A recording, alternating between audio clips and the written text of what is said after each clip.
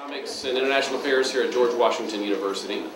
And it's my great pleasure to introduce the panel for the next panel on U.S. China Relations and its domestic constraints. We do this a little bit differently than we had planned. Dean Guthrie, who's our first speaker, has a meeting to go to immediately after this, so we're going to have essentially have a mini session with him first. And I want to thank you all for coming here today. I think it's a testament to both the importance of the topic and the quality of the speakers that you're all inside a very hot room on an absolute spectacular day.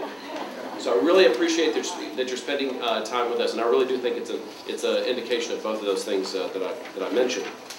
So our first speaker is Dean Doug Guthrie, who is new to GW, the new dean of the School of Business. So it's a particular pleasure to invite him here, welcome him here today.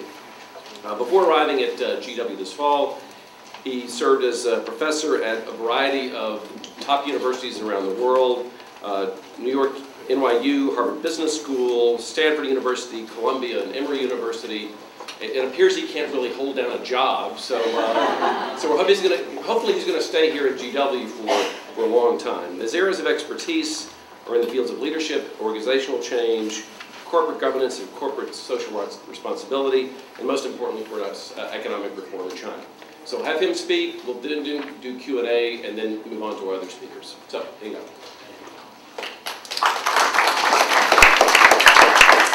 So, thank you for inviting me.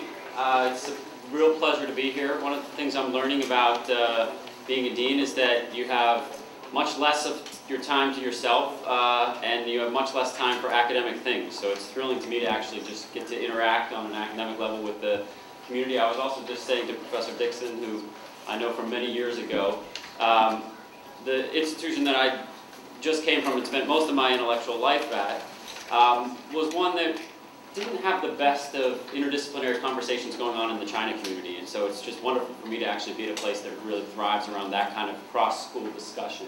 So thank you very much for having me. Two other quick caveats that I have to apologize for in advance. First of all, I'm sorry that I need to leave. But I'm also one of those academics that tends to pace a lot, and so I've been told that the camera's right here, so I need to be in my place. So if I look like I'm nervous or dancing or something, it's because of that. And the other thing is I always make too many slides, so if I end up having to race through, we'll just forgive me in advance. The other thing I usually like to do whenever I'm giving talks is I like to, in case people want to fall asleep or in case you need to go somewhere, I like to start with the conclusions just so we get it all out and then you'll just know what I came here to say.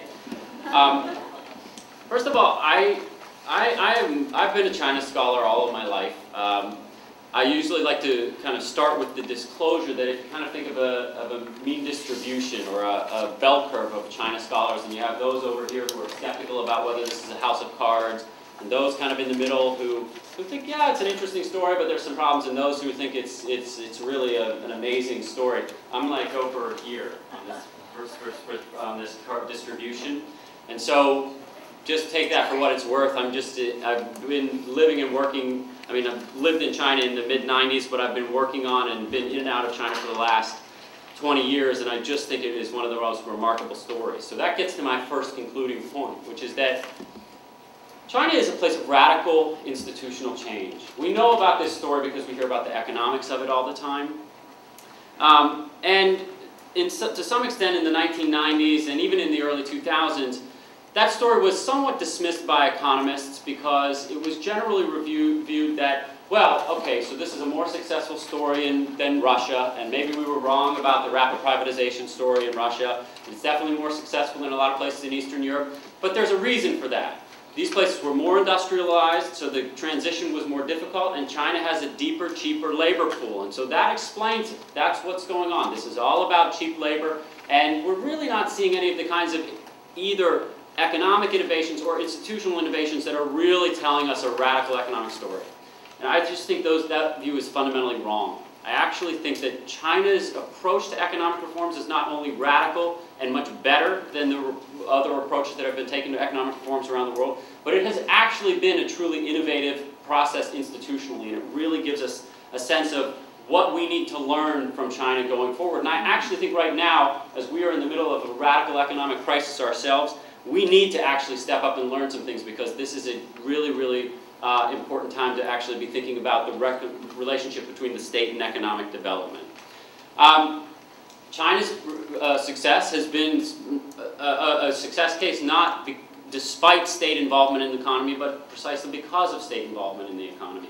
And again, that's an interesting and important lesson for us, because as we debate in this country and seemingly always come to the conclusion that any kind of state control or state regulation is going to be inferior to the market, China tells us a completely different story. And it doesn't only tell us a story about regulation. So often we think about state involvement in the economy as a fundamental leading to the issue of regulation and an encumbrance on markets.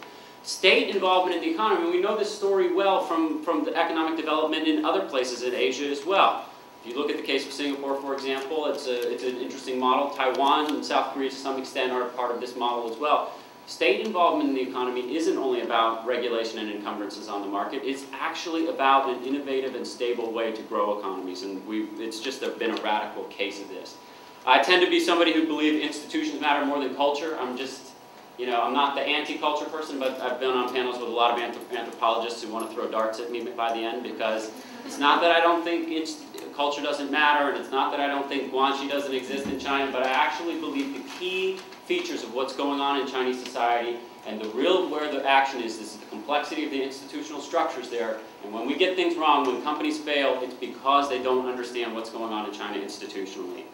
I also think, and this is really the part that I probably would want to talk about the most and I can already tell I'm going to go over my time, so I'm not going to go over my time, don't worry.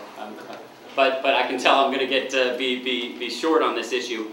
One of the things also that I think is really interesting to think about with respect to China is that a lot of the struggles that we have in terms of our perceptions of the unfair relationship we have with China, China has created these types of political interdependencies, as economic interdependencies, as a way of creating political interdependencies.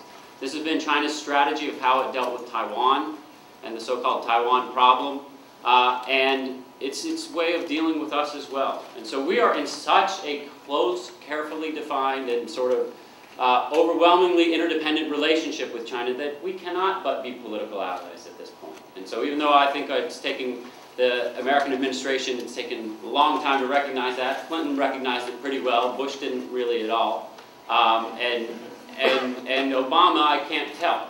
But it's really clear, because ultimately, because every time we're in economic trouble in this country, we want to point to some boogeyman, and usually it ends up, at least since 1989, it's been China that's been in that position. But it is very clear that political interdependence is the only way we can understand this relationship, because of the deep economic interdependence at this point. All right, now let me just jump through a couple. Oh, democracy is inevitable. I don't know that everybody agrees with that, but it's already happening. So this is a story that we know very well. We know the economic story, right? How does a backwater, third world developing nation that was on the verge of bankruptcy in 1979 truly emerged to become the second largest economy in the world, and continuing, even with the size of that economy, to be growing at about 8% a year, even in difficult economic times in the global economy. We know that story. We've all heard it. And of course, for those of you who have spent time there, you've seen it, right? I mean, I always love this image of China, because when I was a graduate student doing research in Shanghai in the early 1990s, you could stand on the Bund and look out across and just see rice fields and a few old broken down factories, and there was nothing there that told you about this futuristic landscape. But this thing has emerged to become a powerful transformation. But we've also seen this transformation in the rural areas as well. We've seen markets emerging that actually are really driving change and innovation. And so we've seen these things happening in many ways that actually fundamentally transform that system.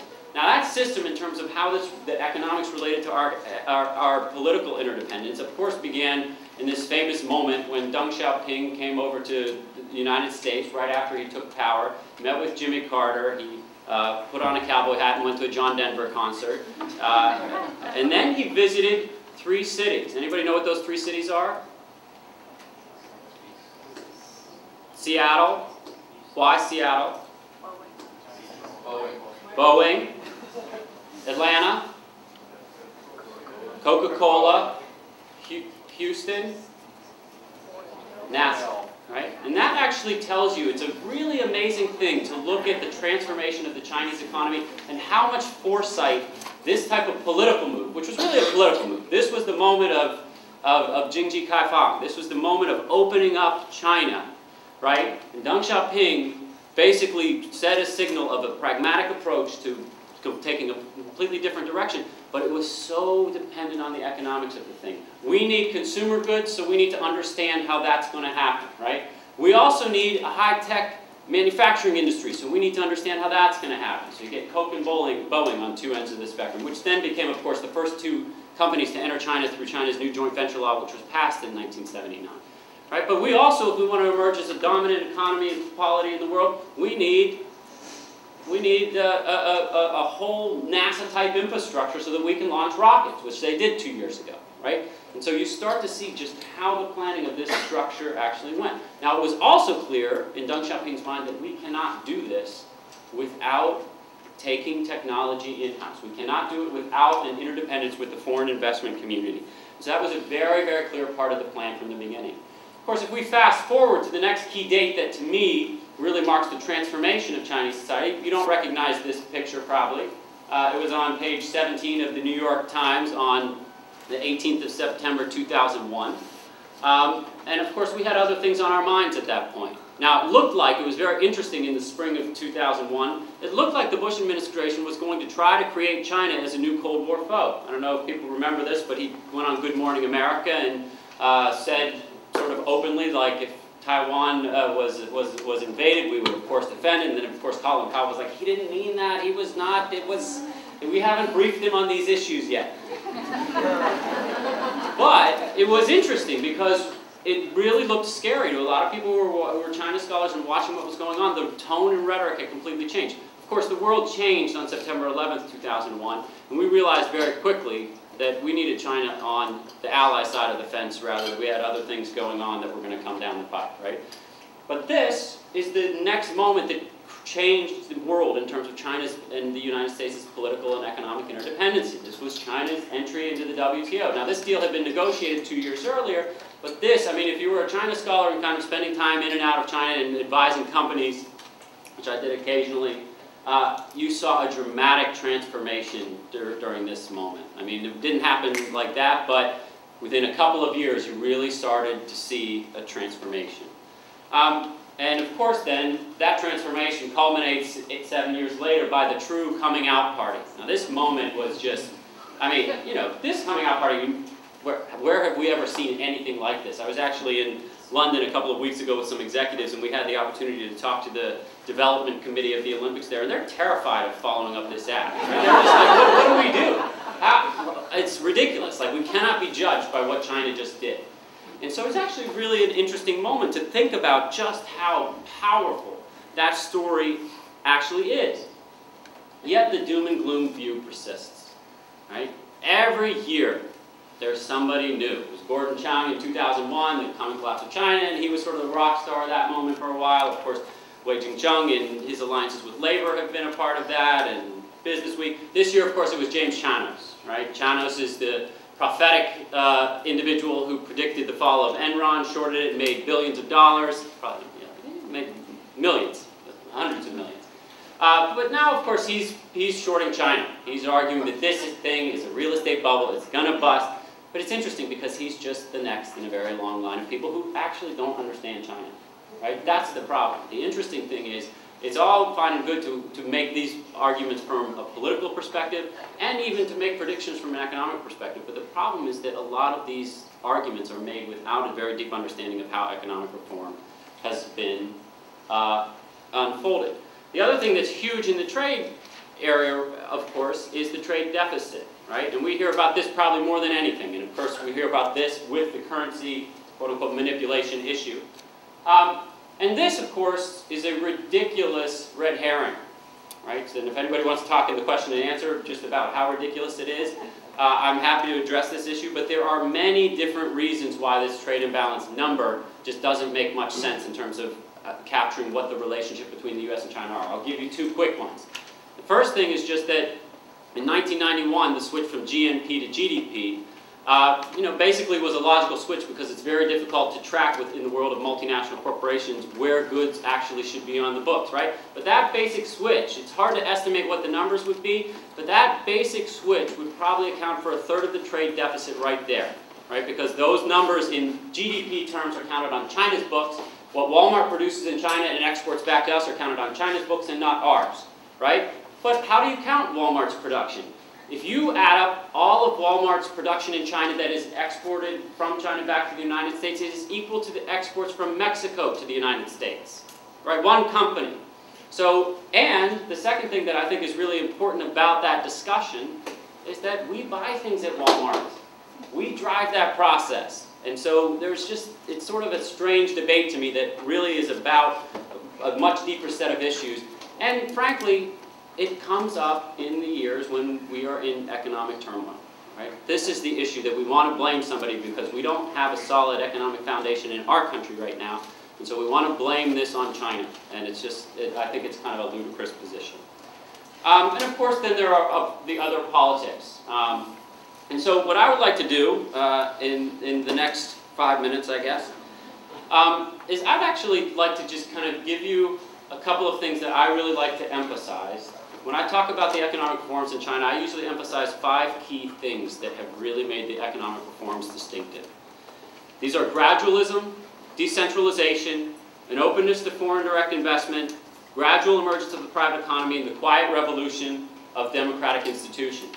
Now, I'm only going to focus on 3 right now, and I'm going to try to do so very quickly, but they are the 3 that I think have the biggest implications for political interdependence, and those are the first 3.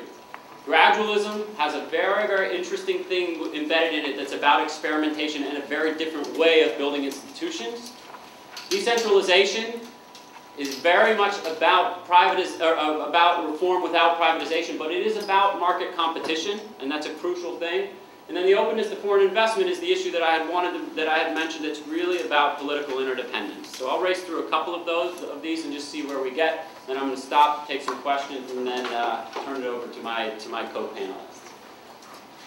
Most of you who have studied economic development in different places know this story. In the 1980s, the World Bank, driven by a number of very prominent economists, Jeffrey Sachs, Joe Stiglitz, Larry Summers was involved in this, really put forward an idea that we know the economic process well. It's fairly simple. The core institution that underlies every market economy is private property.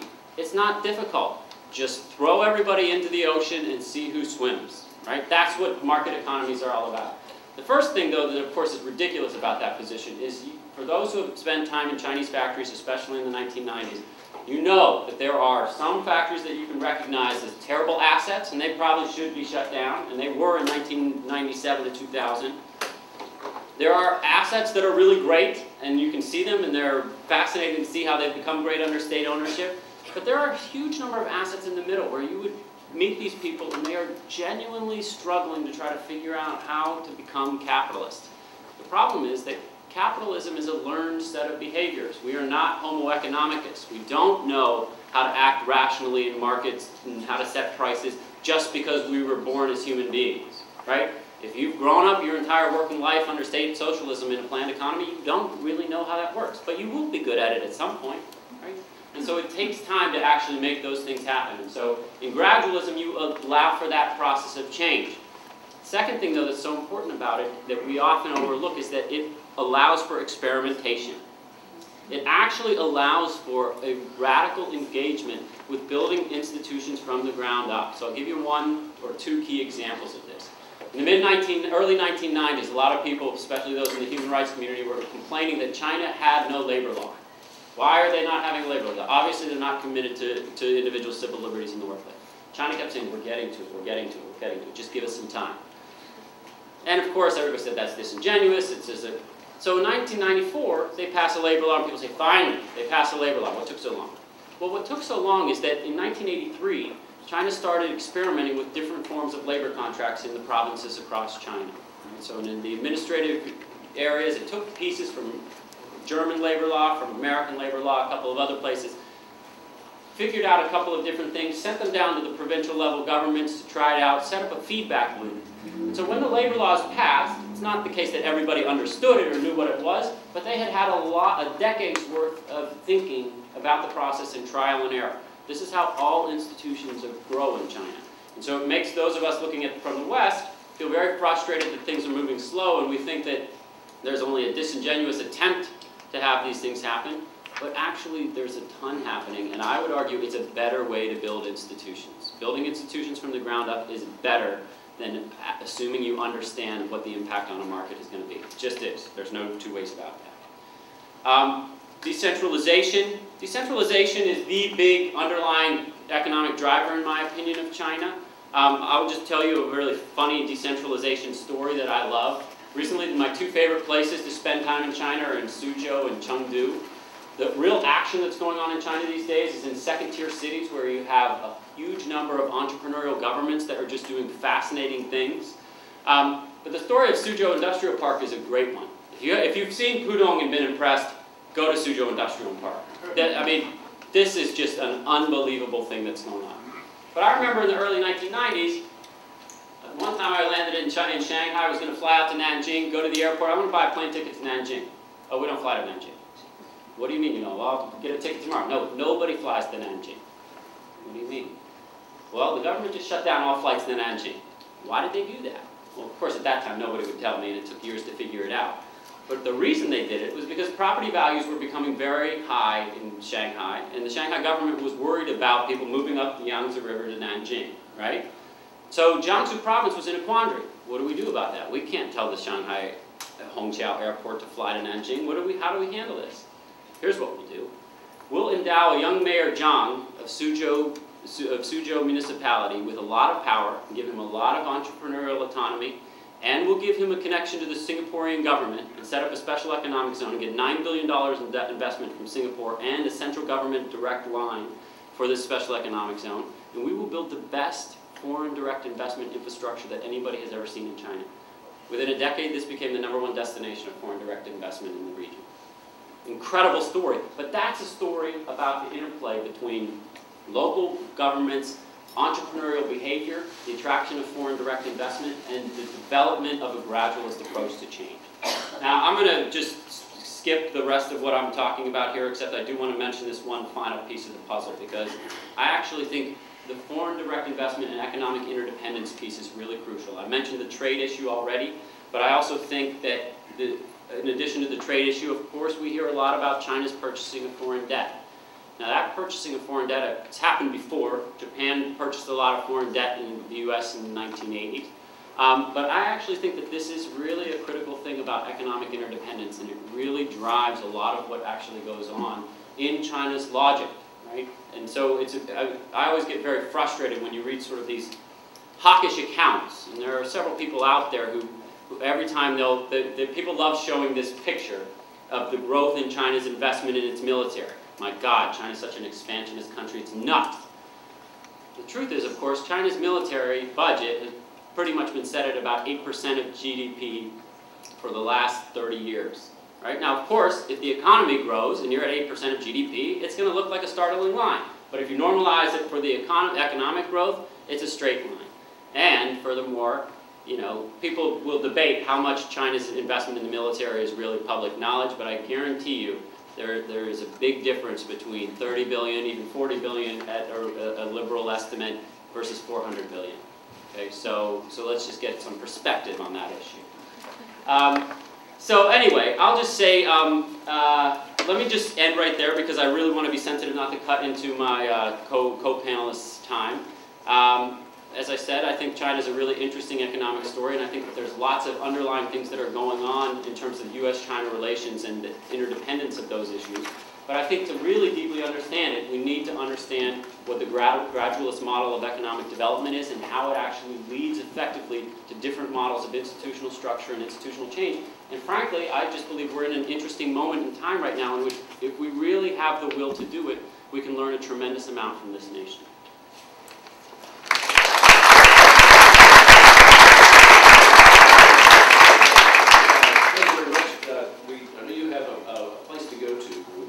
I got a couple minutes. I just don't want to. I want to be respectful of my presenters. So we have a couple of questions, and then we can sort of collect them together. So And do we have is the microphone still not working, I guess?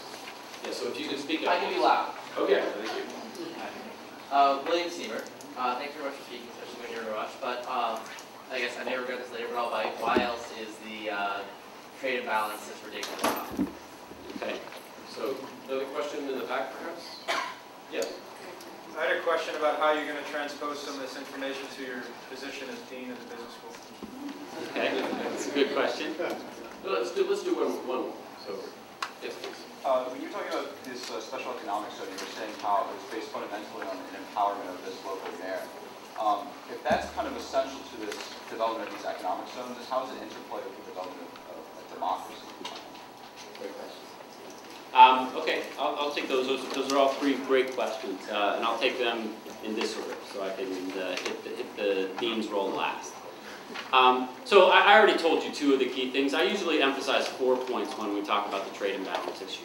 The first is just the very simple issue of the transition from GMP to GDP, right? And that just is a frustrating topic because most people just don't even, when you read this in any newspaper, the New York Times or anywhere, we just see the numbers and we don't actually think about the complexity of the global economy. And so, you know, I'm not sure where those accounting figures should be because Walmart, frankly, is not repatriating profits. So maybe that should be on China's accounting book. But it is affecting lower prices that are passed to consumers, and it's affecting Walmart's share price. So it's not clear to me where it is, but it's very clear that the straight numbers don't tell the story. The second issue, to use the Walmart example that I just used, that's a really effective point, but 10 of the largest 40 exporters from China to the United States are U.S. companies, right? So we need to be very clear about what's driving a lot of this trade imbalance. And again, where does the accounting go? I don't know, but it's certainly not a simplistic question of whether or not we have a trade imbalance with China. The third thing is you have to also look at the reorganization of commodity chains in Asia, right? So if you take South Korea and Taiwan especially, many Taiwanese producers have moved their factories to the mainland, right? And if you take that number and think about it over time, the statistics, again, they're not nearly as dramatic as they look for the China case if you look at them as regional statistics. And then the final piece I sort of mentioned, but this is the one that just always kind of blows my mind, is that, I mean, well, so you can make an argument from a labor perspective that we don't want globalization, right? We don't want to pursue cheap labor. I frankly think that boat has sailed. Like, I don't really think we're dialing back globalization. So then the question is, well, you know, if we don't want goods that are produced in cheap places, we shouldn't shop at places that are driving prices down, right? I mean, this is an American consumer issue, and so it's very hard for me to actually just, I mean, those are all complex issues, and I think a lot of them are on us, and so those are the 4 points that I think are most interesting there. The second question, so the democratization issue, I think is a really interesting and important one. What I thought you were going to ask is, with the decentralization and the local control and the local entrepreneurship, how do you create a national economy? Which is one question that some people ask, and I actually think that's a great question for a challenge for China, because China is such a fractured economy right now that it's very difficult to see how they're going to rebuild into a national economy. But on the democracy question, that is a tough one as well, because first of all, it's interesting that if there is democratization happening in China, and I believe there is, it's all happening as part of a local level process, right? So you have village level elections, but you don't have township level and municipality level elections. But still, the issue that is central to what you're talking about is that Beijing has very little control. And that's really the big challenge. When we get frustrated about things that are going on in China and say, why is there corruption here, or why are human rights abuses happening over here, Beijing has very little control over that issue, partly because it's such a decentralized political system. Now that has been great, because that is the way in which competition has emerged, and I fundamentally believe that it's not private property that drives capitalism, it's competition. That we know lots of inefficient American firms that are private and privately held or publicly traded corporations that are incredibly inefficient, right? And we know lots of state-owned organizations in China that are very efficient. PetroChina is the most efficient energy company in the world, bar none. And so I think that that's not the debate. The real debate is whether or not Beijing has the control to actually roll out the political issues that it wants to and the changes that it wants to within the economic system. And there I think you're onto something. I think it's a real challenge. And then the final question, So there are probably two answers for it. The first is that I think any business school that's going to be doing anything interesting in places like China needs to have a strategy that is not the Beijing, Shanghai Grand Tour. So I used to lead executive trips for NYU Stern all the time. It would really frustrate me. At some point I just said, I'm not doing this anymore because frankly I love Beijing and Shanghai, but taking executives to Beijing and Shanghai is not taking them to China. These are wonderful, cosmopolitan, glitzy cities and it's fun to be there, but this is not China. And the only way to actually do it is to have a strategy that's built around, if we want to say, the second-tier cities or really the places where entrepreneurial, institutional change is happening. And so there I actually think the real action is in the second tier of China. And so if I had a specific thing that I wanted to roll out as a strategy, and I would hope this strategy would map onto other emerging economies, is that you just need to have deep knowledge and need to get deeper inside of the economy than you typically would from the kind of glitzy cosmopolitan global city tour.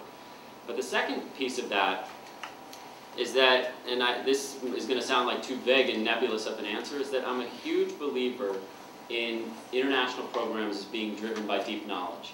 And it should be driven, in my opinion, substantively around issues of development. There are not many business schools right now that are very interested in development, but I actually think that the most interesting, innovative things that are happening and the things that are going to be the biggest challenges to the global economy, food, water, infrastructure, these are really the interesting places where business can play a role, but has not played enough of a role. And so that's where I would love to see us go. I'm 2 months into the job though, so we're not there yet. Thank you.